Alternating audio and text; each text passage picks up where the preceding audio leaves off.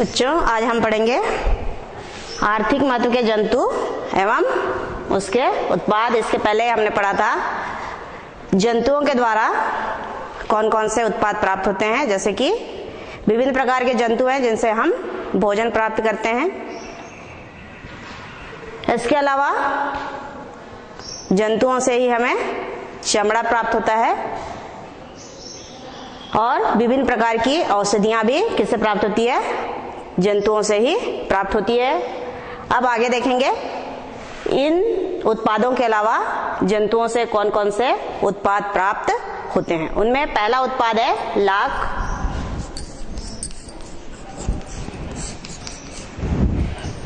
लाख जो है एक प्रकार का रेजिन है। रेजिन जैसा पदार्थ होता है जो विशेष प्रकार के कीटों से स्रावित होता है। उन कीटों को कहा जाता है लाख कीट। और लाख हमको दो कीटों के दो वंश, पहला लेसिफर और दूसरा टेकार्डिया।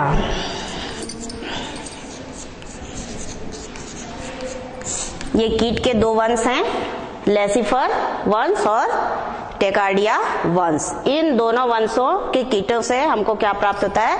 लाख प्राप्त होता है। और लाख क्या है बोले हैं पर? एक प्रकार का रेजिन है जो कीटों से निकलता है या स्रावित होता है और लाख के रूप में हमें प्राप्त होता है।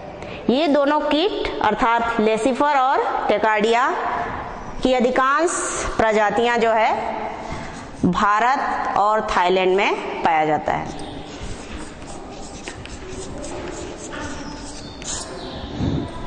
ये दोनों कीट कहां कहां पे ज्यादा मात्रा में पाए जाते हैं या ज्यादा संख्या में? भारत और थाईलैंड में। विश्व में जो लाख उत्पादन होता है उसमें से लगभग 75% भाग जो है भारत में उत्पादित होता है। विश्व में जितने भी लाख उत्पन्न होता है उसमें से 75% उत्पादन कहाँ से होता है? भारत में।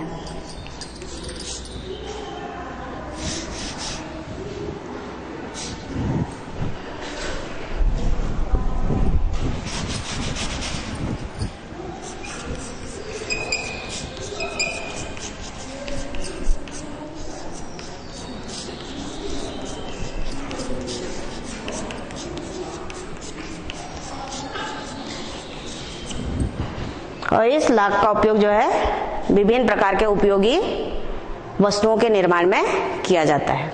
अब आगे देखेंगे लाख का जीवन चक्र।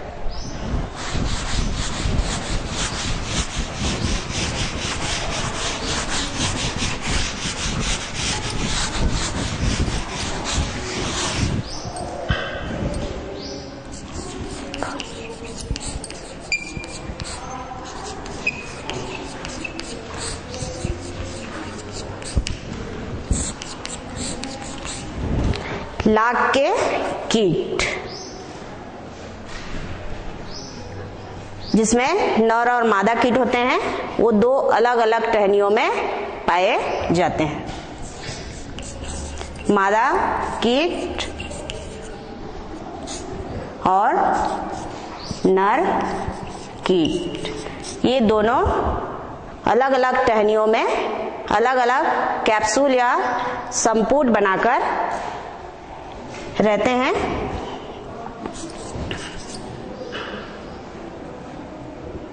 मादा की जो संपुट है वो आकार में गोलाकार होती है और नर जो संपुट बनाता है या जिसके अंदर नर कीट रहता है उसका आकार जो है लंबा होता है। तो इनको बोलते हैं संपुट या कैप्सूल।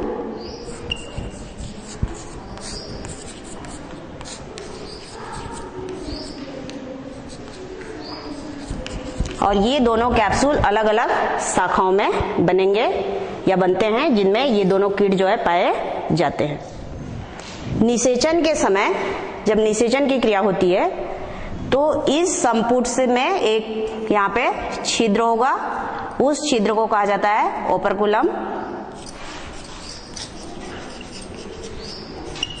और मादा के संपुट में जो विशेष प्रकार का छिद्र होता है उसे गुदा या एनस कहा जाता है। तो जब निषेचन की क्रिया होगी तब ओपरकुलम से नर कीट निकलकर मादा के एनस से होकर मादा कीट को क्या कर देती है, निषेचित कर देती है। उसके पश्चात निषेचन के पश्चात मैथुन क्रिया होती है और फिर नर जो है मर जाता है।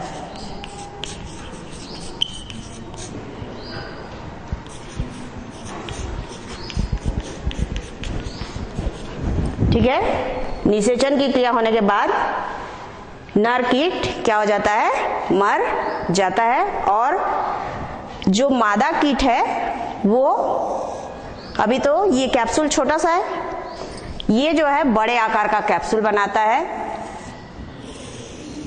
और इस बड़े आकार के कैप्सूल में वो 300 से लेके 400 तक अंडे देता है।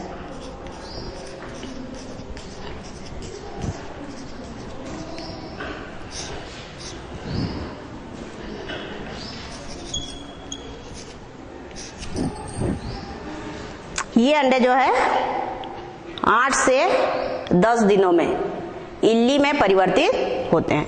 ये अंडे किस में परिवर्तित होंगे, इल्ली में। और ये इल्लियां, सॉरी ना, एक मिनट रुकिए। अंडा देने के बाद जो मादा कीट है वो इस संपुट से बाहर निकल आती है। उसके पश्चात इन अंडों से इल्ली उत्पन्न होते हैं या इल्ली बनते हैं अंडे, और ये इल्लियां कैप्सूल से निकलकर शाखा की जो टहनी होगी या पौधे में जो शाखाएं होती हैं उनकी छोटी छोटी टहनियां होती हैं उसमें रेंगते हैं या शाखाओं पे वे धीरे धीरे क्या होते हैं, चलते हैं। और कुछ समय के पश्चात शाखा की निचली सतह पे ये जो कीड़े हैं समझो, ये शाखा की निचली सतह से चिपक जाते हैं और चिपक कर तना का जो फ्लोएम है, फ्लोएम से रस चूसता है और चूसने के बाद जो कीड़े हैं वो क्या फ्लोएम से क्या चूसते हैं, अपने चूसकांग के द्वारा। यहाँ पे एक चूसने वाला अंग होगा उसके मुख में, उसको कहा जाता है चूसकांग। इस चूसकांग की मदद से वो फ्लोएम से रस को जो है, तना में जो फ्लोएम होता है उसके रस को चूसता है और चूस कर एक रेजिन के समान पदार्थ बनाता है। और ये पदार्थ जो है पहले मोम के जैसा पारदर्शी होता है, लेकिन जब सूख जाता है तो वो सूखने के बाद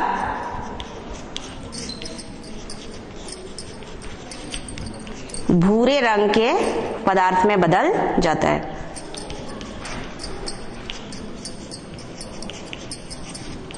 किस में बदलता है, भूरे रंग के पदार्थ में बदल जाता है और इसी भूरे पदार्थ को कहा जाता है लाख।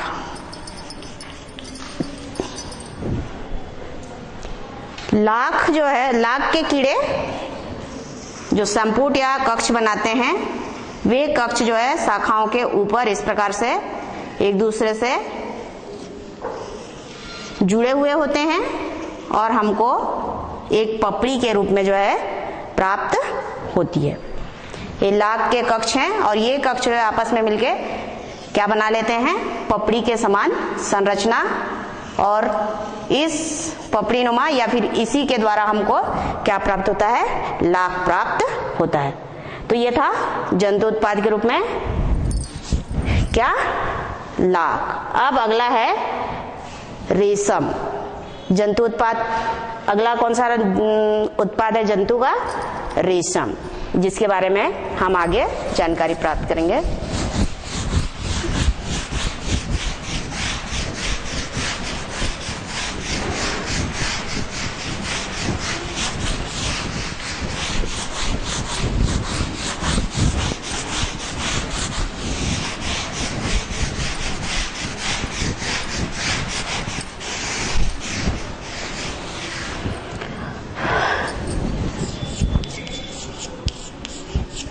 रेशम तथा रेशम कीट पालन।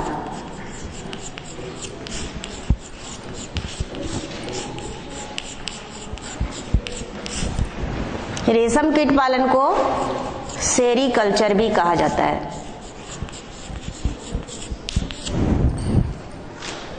रेशम की विज्ञान की एक शाखा है रेशम कीट पालन, जिसमें रेशम के कीड़ों को वैज्ञानिक तरीके से पालना और उनसे रेशम या धागा निकालना की क्रिया का अध्ययन किया जाता है। उस विज्ञान की शाखा को क्या कहते हैं? रेशम कीट पालन या फिर सेरीकल्चर। तो रेशम जो है एक प्रकार के कीट से प्राप्त होता है, मतलब ये एक धागा के समान संरचना होती है जो किससे प्राप्त होती है? कीटों से। उन कीटों को कहा जाता है रेशम कीट।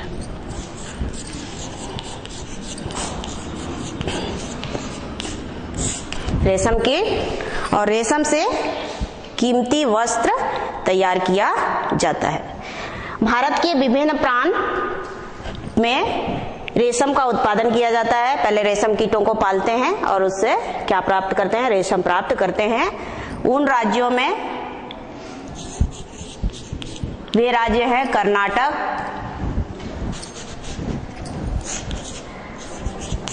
तमिलनाडु, बिहार, जम्मू एवं कश्मीर,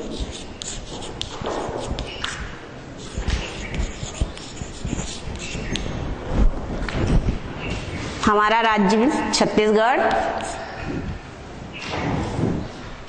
ये सब रेशम उत्पादक राज्य हैं।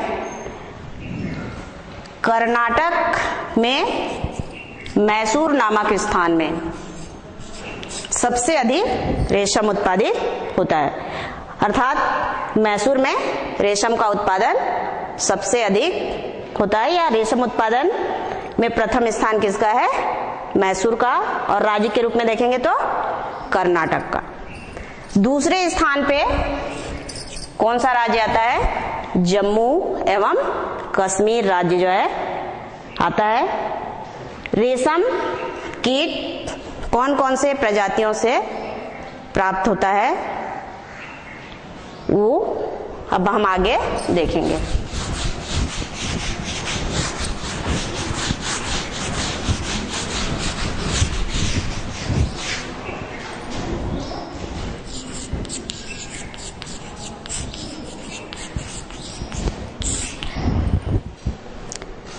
रेशम हमको अलग अलग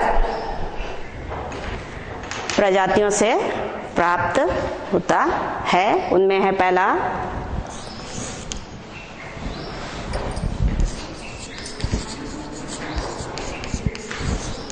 रेशम कीट की प्रजातियां। उनमें पहला है चीनी रेशम कीट।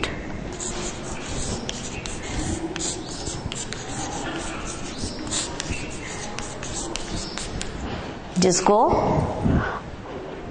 बॉम्बिक्स मोरी कहा जाता है, या चीनी रेशम कीट का जो वैज्ञानिक नाम है वो क्या है? बॉम्बिक्स मोरी।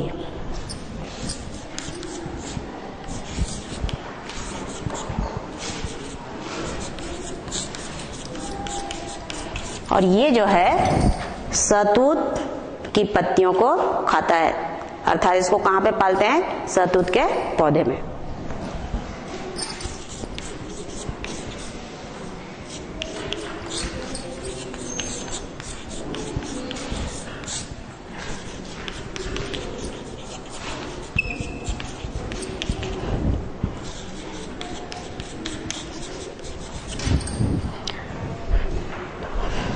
दूसरी जो रेशम कीट है वो है टसर रेशम कीट।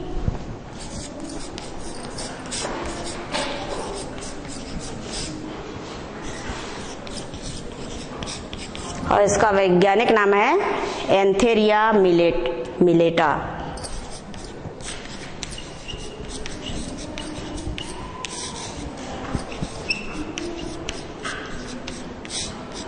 और ये अंजीर, साल और बेर के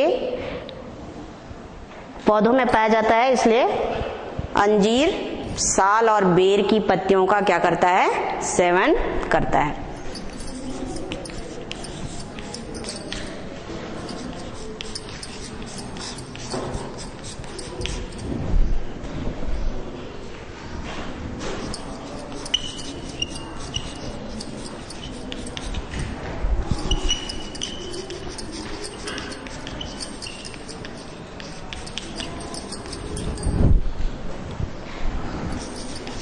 तीसरा जो रेशम कीट है वह है मूंगा रेशम कीट।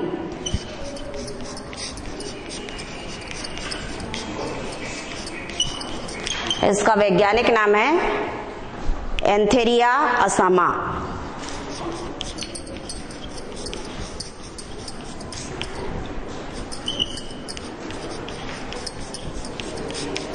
और इनको पाला जाता है सिनामम तथा मैप्लस के पौधों में।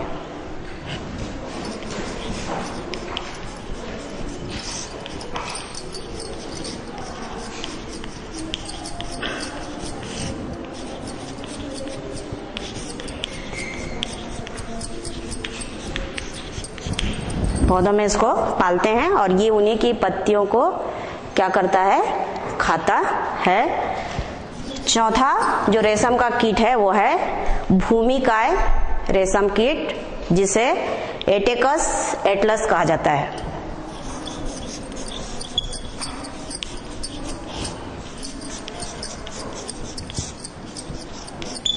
इसका वैज्ञानिक नाम है एटेकस एटलस।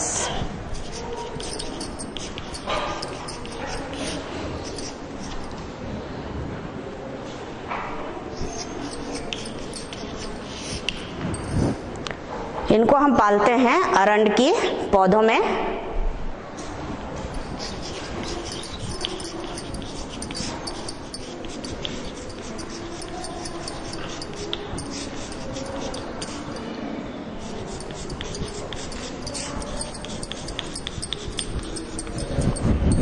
तो एटेकस एटलस किसके पत्तियों का सेवन करता है, अरंड की पत्तियों का सेवन करता है।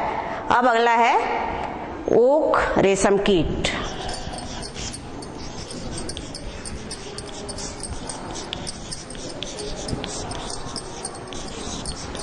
इसका वैज्ञानिक नाम है एंथेरिया पर्नी। एंथेरिया पर्नी।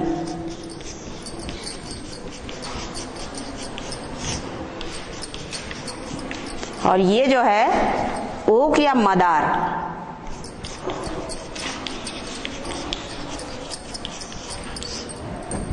ओक या मदार के पौधे में इनके पालते हैं, और तो ये इन्हीं के पत्तियों को भोजन के रूप में ग्रहण करता है।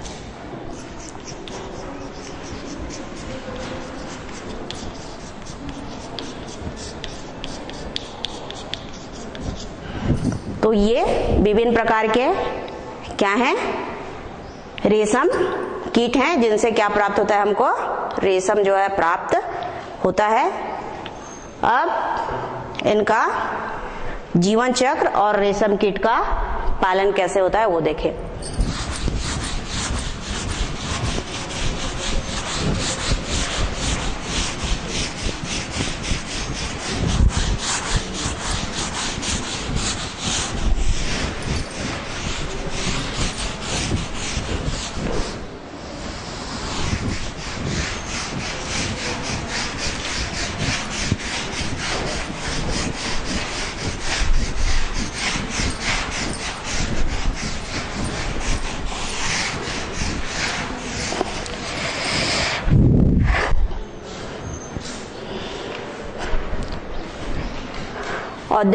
औद्योगिक रूप से रेशम कीटों को पालना क्या कहलाता है, रेशम कीट पालन, जिसमें कीटों को वैज्ञानिक तरीके से पाला जाता है और उनसे धागा भी वैज्ञानिक तरीके से ही निकाला जाता है।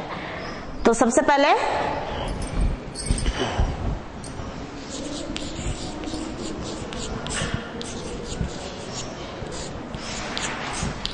जीवन चक्र में रेशम कीट नर और मादा दो अलग अलग होंगे।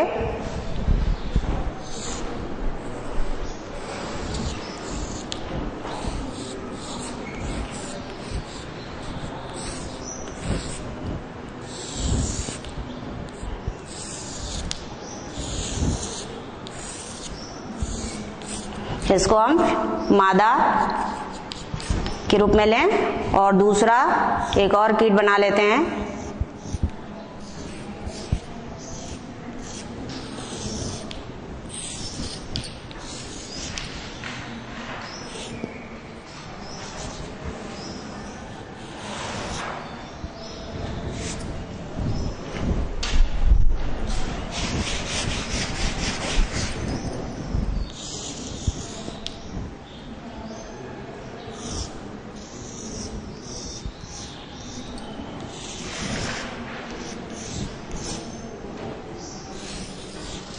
इस कीट को नर के रूप में लेंगे। इन दोनों के बीच में निषेचन की क्रिया होगी। निषेचन की क्रिया के पश्चात जो मादा है वो अंडे देती है। इन अंडों से 4 से 5 दिन में लार्वा निकलते हैं।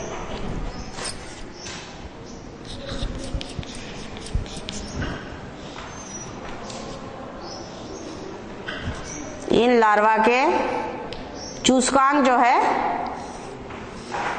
विशेष प्रकार के होते हैं। ये लार्वा भोजन ग्रहण करने के पश्चात शीघ्रता से बढ़ते हैं। इधर उनके पैर होंगे।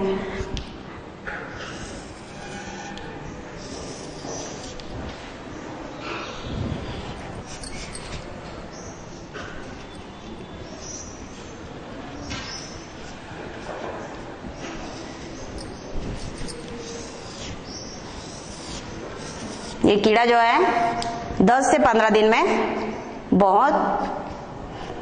10 से 15 दिन में प्रौढ़ में परिवर्तित हो जाता है।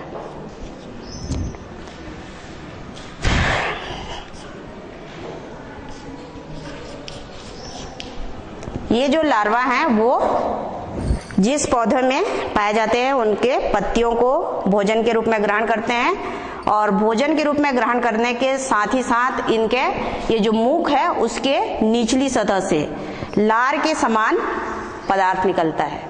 लार के समान पदार्थ निकलता है और वो पदार्थ जो है सूख कर धागे के समान संरचना में परिवर्तित होता है और इस कीट के चारों ओर एकत्र होते जाता है और इस प्रकार एक गोलाकार संरचना प्राप्त होती है। उस गोलाकार संरचना को कहा जाता है कोकून।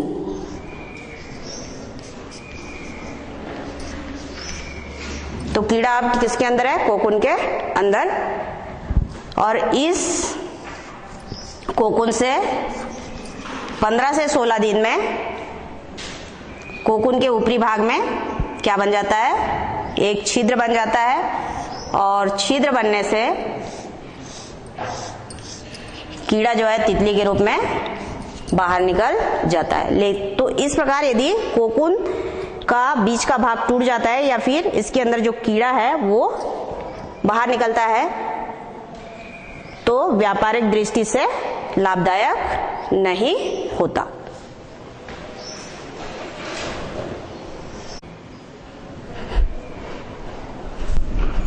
तो बच्चों, यदि कोकून से रेशम का कीट यदि तितली के रूप में बाहर निकल जाता है या प्रौढ़ कीट जिसको कि हम तितली के रूप में जानते हैं वो निकल जाता है तो व्यापारिक दृष्टि से जो धागा प्राप्त होता है वो लाभदायक नहीं होता। इसके लिए क्या करते हैं? उन्नत किस्म या अच्छी क्वालिटी का धागा प्राप्त हो, इसलिए कोकून से कीड़ा निकलने के पहले ही, मतलब ये जो कोकून बना इससे कीड़ा के निकलने के पहले ही इनको तोड़ लिया जाता है या एकत्र करते हैं पौधों से और इसको पानी में उबालते हैं। पानी के साथ कोकूनों को क्या किया जाएगा? पानी प्लस कोकून, इसको आप गर्म करोगे। गर्म करने से कोकून के जो कीड़े हैं वो क्या हो जाते हैं? मर जाते हैं।